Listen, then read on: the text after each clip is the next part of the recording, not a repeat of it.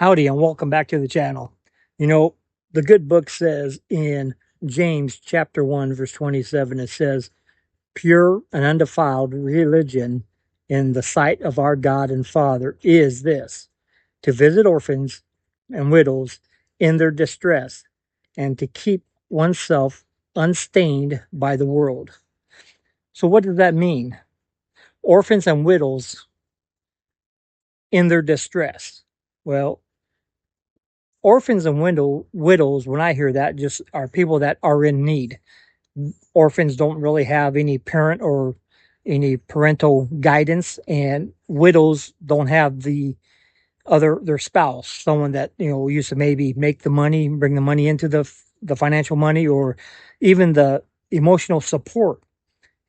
And we need to help them out. We need to support them. We need to um, be there for them. It's not necessarily a you know give them money type thing. That's not what it is. It's doing things for them, helping them with different things, whether it be mowing their grass or taking a widow down to the grocery store because he or she cannot get around very well, and just things like that. But it's much more than that. It's more of a, you got to help those who are in need. Now, I am not one for handouts. I don't want to just give handouts and enable someone. If you're good enough to work, you should be working. You know, the the good book also says if you do not work, you should not eat. Everyone who is able to should be working. But there are some that run into hard times that we need to, just keep in mind, and specifically the orphans and the widows. That's what it tells us. It does not say help those who don't want to work because they want to sit around and do nothing. That's not what it says. It does not say help those who stand on the side of a corner holding a sign saying, I need help, give me money. That's not what it says. If you don't work, you don't eat. So I'm taking this weekend off to help my daughter. She's in the process of moving, and she's a single lady. She needs a lot of help trying to get things packed up and moved. And so that's what we're going to do. We're going to help clean up the yard, do some yard work and stuff like that. And it's just one thing to keep in mind is, you know, every time I've seen Jesus in scripture around the crowd or whatever, he was concerned about the little children. He was a people person. He was concerned about those who had physical ailments that could not do anything. And so that's what he was, the one he interacted with the most, I guess, is those who have needs.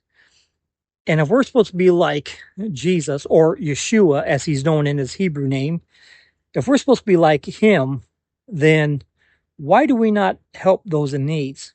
Now, there again, I'm not saying handouts. I'm saying those who are actually in need.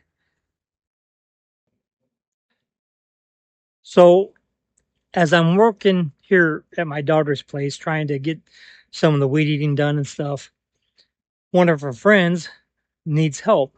There again, a single lady, and she's having plumbing issues.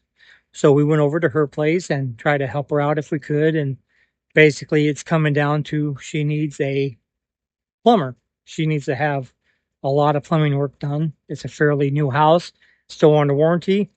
So don't mess with it if it's under warranty. But the point being is, it does not matter the age or the connection or anything like that. We need to be taking care of those who cannot help themselves in certain areas, or the widows, the orphans, all that. I'm not saying she cannot take care of herself. I'm just saying this is not one of the areas that she has any knowledge in, and I happen to. So whenever we look at orphans and widows, don't just stop there. It's those who are in need and are willing to help themselves. We're not trying to give a hand out, more of a hand up, help them out. Someone had once told me one time that if you have a need and someone offers to help you or provide that need, that's a blessing.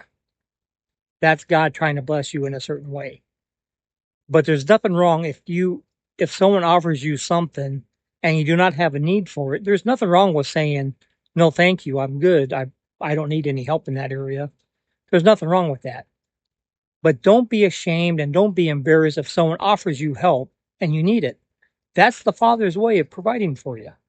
Just food for thought. So even though it's a lot of hard work, when it's all said and done, not only have you blessed those who you have helped, but you feel good about yourself that you're able to do something for someone else. And I think the Father is just pleased with that.